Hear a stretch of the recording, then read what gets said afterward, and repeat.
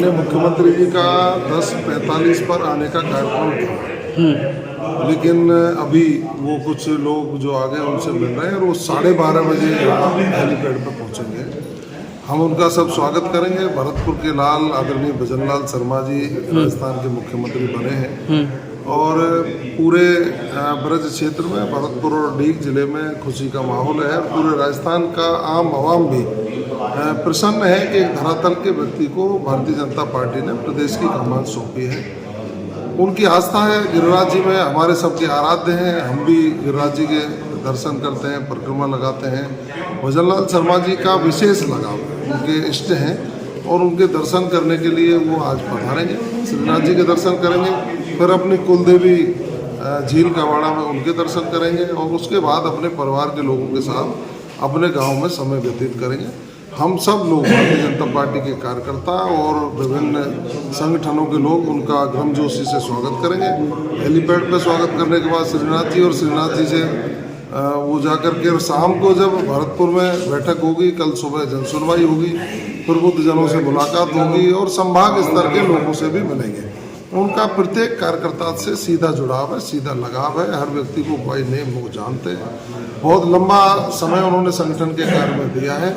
ऐसे व्यक्तित्व जब यहाँ पधार रहे हैं तो हमारा फर्ज बनता है हम उनका स्वागत करें, सम्मान करें। और राजस्थान में पदभार ग्रहण करने के बाद उन्होंने जो लोक कल्याणकारी कार्य करने का जो कदम उठाया है उसके लिए उनको साधुवाद और धन्यवाद। विशेषकर ERCP पर जो MOU किया है उसके लिए पूर्वी राजस्थान के लोग उनके हमेशा ऋणी रहेंगे। और जो कहते हैं कि गंगा जी को भागीरथ लेकर के आए थे, उनको भी पूर्वी राजस्थान का भागीरथ माना जाएगा। ये कतई अतिशयोक्ति नहीं। बजट नहीं आएगा, लेखानुदान मांगे और लेखानुदान मांगे पास कराएंगे। निश्चित रूप से बड़ा काम हुआ है। पूर्वी राजस्थान नहर परियोजना का MOU हुआ। पिछली सरकार जो कांग्रेस की थी उसने तो उसको राजनीतिक दलदल में फंसा दिया। एक कदम आगे बढ़े नहीं थे, रोजाना टीका टिप्पणी करने पर लगे हुए थे।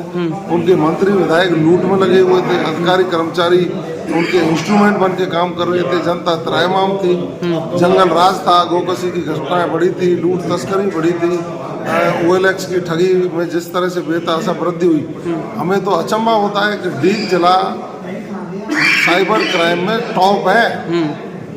अब कमान माननीय मुख्यमंत्री भजनलाल शर्मा जी के हाथ में है, भारतीय जनता पार्टी के कार्यकर्ता के हाथ में है। अब अपराधियों को सलाखों के पीछे पहुंचाने का काम शुरू हो गया है और अपराध मुक्त राजस्थान, भ्रष्टाचार मुक्त राजस्थान, विकास की दृष्टि से नंबर 1 राजस्थान बनाने का काम करेंगे। अपराध को लेकर जैसे आपने कहा, आप तो खुद गृह राज्य मंत्री, इसलिए आपको ये जिम्मेदारी है। आपने क्या क्या कदम उठाए अभी तक? आपने देखा होगा कि मैंने जो हमारे इस एरिया के SP हैं, चाहे अलवर के SP हों, चाहे डीग के हों, चाहे भरतपुर के हों, सबसे संपर्क करके और उनको निर्देश जारी किए हैं कि साइबर क्राइम जिस तरह से उसमें बेतहाशा वृद्धि हुई है उनके खिलाफ ठोस अभियान चलाया जाए। और प्रदेश स्तर से बात करके हमने DG से बात की है, अपने मंत्रालय में बात की है और यहाँ एक विशेष सेल गठित करने का जल्दी ही आप सबको निर्णय भी सुनाई देगा और वो अपना कार्य भी शुरू करेंगे। उनके खिलाफ ठोस कार्रवाई होगी। गौ तस्करों के खिलाफ हमने स्पेशल टीम गठित कर दी है।